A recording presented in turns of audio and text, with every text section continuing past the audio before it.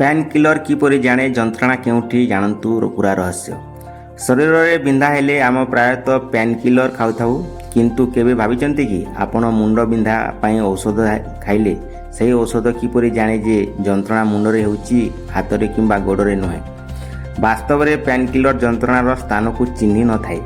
आघात किंबा फुला हेले शरीर में किसी रासायनिक पदार्थ विशेषकर प्रोस्टाग्लैंडिन भली पदार्थ तैयारी होता है। एगुड़िक जंत्रणा संपर्कित स्नायु को अधिक संवेदनशील करें।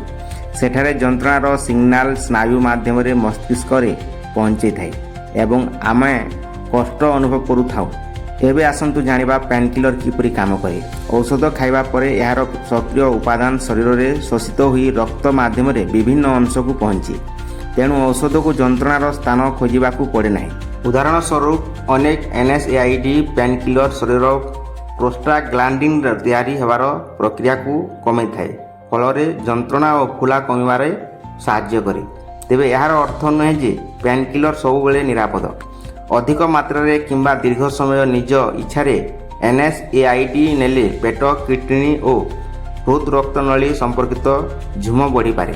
सेतिपई जंत्रणा हेले बारंबार निज इच्छारे पेन किलर खाइबा परिवर्ते डाक्तर किंबा फार्मासिस्ट परामर्श नियंतु।